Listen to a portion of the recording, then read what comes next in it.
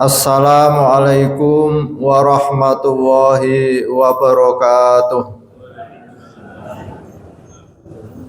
Al-Fatihah. A'udzu billahi minasy syaithanir rajim. Bismillahirrahmanirrahim. Alhamdulillahi rabbil alamin. Ar-Rahmanir Rahim. Maliki yaumiddin. Iyyaka na'budu wa iyyaka nasta'in. Ihdinas siratal mustaqim. Siratal ladzina an'amta 'alaihim ghairil maghdubi 'alaihim waladdallin. Amin. Bismillahirrahmanirrahim. Su'batus sadisatu wa isruna, tegese cabang iman kang kaping 26 iku merangi hawa nafsu lan setan. Tegese arep nulayani karepe hawa nafsu lan setan. Ngendika Gusti Rasulullah sallallahu alaihi wasallam, Rasul amril Islam wa umuduhul sholati wa darwatu sanamihil jihad. Ana dene wete lan asale agama iku ngucap syahadat loro sartane an, tegese miturut lan trima atine apa lakune agama. Mongko ora sah suwiji amal yen ora kelawan Islam. Ana dene dadine luhure agama Islam iku nglakoni salat 5 waktu. Lan luhur-luhure ing dalem agama Islam iku nglakoni jihad. Tegese merangi hawa nafsu. Mongko ora mulya wong Islam yen ora nglakoni salat 5 waktu. Lan ora luhur agamane wong Islam yen ora nulayani karepe hawa nafsu.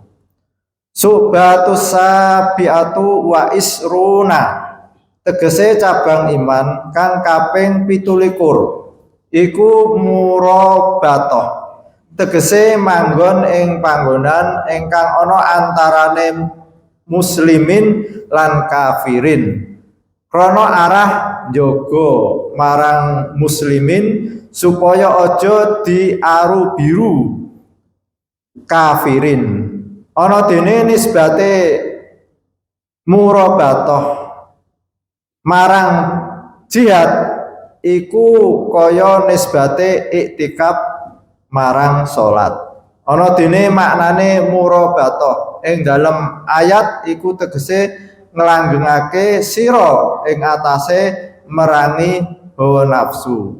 Semono uga ing dalem iki ayat maknane merangi hawa nafsu lan setan. Bismillahirrahmanirrahim. Pagi hari ini kita melanjutkan cabang iman yang ke-26 dan ke-27, yaitu mengenai sholat 5 waktu. Sebelum saya menerangkan mengenai sholat 5 waktu, terlebih dahulu perlu saya sampaikan bahwa Allah menjadikan manusia, khususnya diri kita yang berupa jasmani, itu yang pertama bahan bakunya itu dari api. Lalu yang kedua, bahan baku yang kedua itu dari hawa atau udara. Yang ketiga, bahan baku manusia itu adalah dari air. Yang keempat, bahan baku manusia itu dari tanah. Jadi Allah menjadikan tubuh manusia ini terdiri dari 4 unsur: api, udara, lalu air, lalu tanah. Dari bahan baku ini melahirkan watak atau sifat manusia. Yang pertama, api. Api itu melahirkan watak atau sifat manusia, yaitu ingin takabur, sombong, membakar. Jadi dia tidak mau dikalahkan. Saya harus lebih baik daripada dia. Ini api. Semangatnya luar biasa itu. Sombongannya. Jadi kalau manusia itu sombong, wajar, memang bahannya dari api. Lalu yang kedua, bahan baku manusia yaitu dari hawa atau udara. Nah, udara ini melahirkan watak atau sifat manusia itu yaitu seperti binatang, menuruti keinginan syahwat, keinginan nafsu, ingin mangan yang enak-enak. Apapun yang ada, di sana ada bakso, ingin nyoba bakso, di sana ada soto, ingin soto, di sana ada pecel, nyoba pecel, di sana ada apa, pokoknya nuruti keinginan itu watak manusia. Yang kedua yaitu nuruti keinginan syahwat. Sana ada wanita cantik, ingin dipuji, sana ada lagi, nah itu watak manusia. Jadi kalau manusia itu oleh Allah sampai diberi kesempatan bapak-bapak untuk punya istri 4 itu karena ya punya watak ini. Tapi alhamdulillah ini yang di sini itu semua satu semua. Tidak ada yang tanduk. Lalu yang ketiga yaitu bahan baku manusia dari air. Ini melahirkan watak atau sifat tidak puas, ingin sudah punya rumah, ingin punya rumah lagi, sudah punya mobil, ingin punya mobil lagi, rakus, tidak bisa menerima apa yang sudah dimiliki, terus ingin sudah punya toko 1, punya toko 2, untuk 2, terus sampai akhir hayat. Itu keinginan manusia, itu watak manusia. Jadi kalau ada manusia sudah punya mobil 4 kok beli mobil lagi, itu watak manusia, sehingga di garasinya seperti showroom, mobil Ferrari, mobil apa itu ya dipajang, lalu disyuting di TV, dipamerkan. Ini watak manusia. Lalu yang keempat, manusia diciptakan Allah dari tanah. Nah, tanah ini ada yang paling keras, yaitu batu. Maka dari tanah ini melahirkan watak atau sifat merasa dirinya paling benar, tidak mau menerima pendapat orang lain, tidak mau menerima saran dari orang lain. Saya adalah yang paling benar. Keras kepala, seperti batu, tidak mau menerima apapun yang dari orang lain, tidak mau, karena saya yang paling benar. Dari 4 unsur yang melahirkan sifat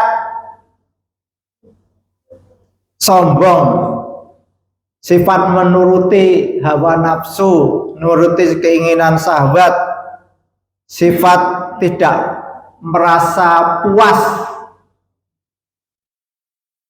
mempunyai sifat tidak mau menerima pendapat orang lain. Ini diserahkan kepada rohani kita. Jadi kita kan ada 2 unsur manusia itu, unsur rohani dan unsur jasmani. Jasmani mempunyai sifat sombong, sifat nuruti keinginan, sifat tidak puas, sifat keras kepala. Ini diserahkan kepada rohani kita untuk dimong, untuk dipimpin agar menjadi manusia yang baik. Dari sifat takabur menjadi tawadu, dari sifat nuruti syahwat, nuruti hawa nafsu menjadi sifat yang mengendalikan nafsu syahwat. Dari sifat rakus menjadi qanaah. Dari sifat keras kepala menjadi sifat bisa menerima, bisa menghargai pendapat orang lain. Ini adalah amanat yang Allah berikan pada rohani kita. Kullukum ra'in. Setiap diri kita adalah pemimpin, yaitu memimpin jasmani kita yang mempunyai sifat-sifat watak-watak yang buruk itu. Wa kullukum ra'in mas'ulun ar-ra'iyatihi. Dan setiap pemimpin nanti akan diminta pertanggungjawaban bagaimana Anda memimpin manusia yang punya watak seperti itu. Kalau kepemimpinan kita sukses, berhasil, dari watak takabur menjadi tawadu, dari rakus menjadi qanaah, maka Allah menjanjikan orang yang sukses ditempatkan di surganya Allah Subhanahu wa taala. Tapi ketika kepemimpinan kita itu gagal, dalam arti tidak berhasil, tidak bisa merubah watak jasmani yang buruk itu menjadi baik, maka Allah mengancam orang yang gagal ditempatkan di neraka. Sekarang hubungannya dengan sholat 5 waktu. Allah memberikan media pada kita agar kita menjadi pemimpin yang sukses di dalam memimpin manusia yang punya watak yang buruk itu. Yang pertama, ketika seseorang itu berdiri melaksanakan sholat 5 waktu, maka Allah akan memberikan kekuatan pada orang itu untuk bisa mengalahkan watak takabur itu menjadi tawadu. Yang kedua, ketika orang itu rukuk pada saat sholat 5 waktu, maka Allah akan memberikan kekuatan seseorang itu, yaitu bisa mengendalikan syahwatnya dan mengendalikan hawa nafsunya.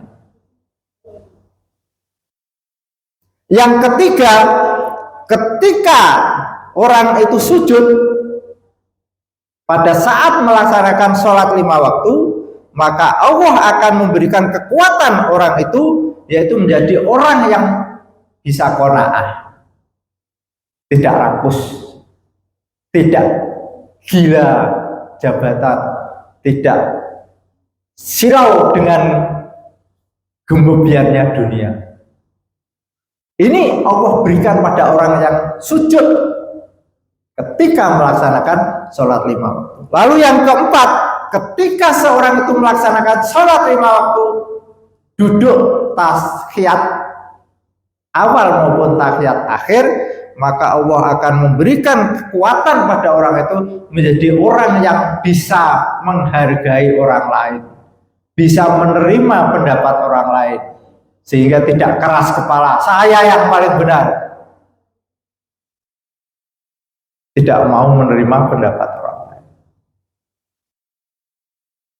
Dari 4 yang ada di dalam sholat ini, maka merupakan konsekuensi kita untuk menjadi orang yang sukses harus melaksanakan sholat 5 waktu. Tidak ada orang yang sukses bisa masuk surga tanpa harus rajin melaksanakan sholat 5 waktu. Al-Fatihah.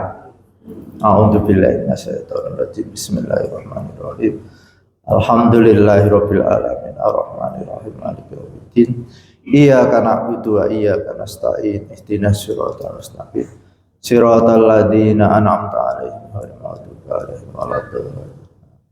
Wassalamualaikum warahmatullahi wabarakatuh.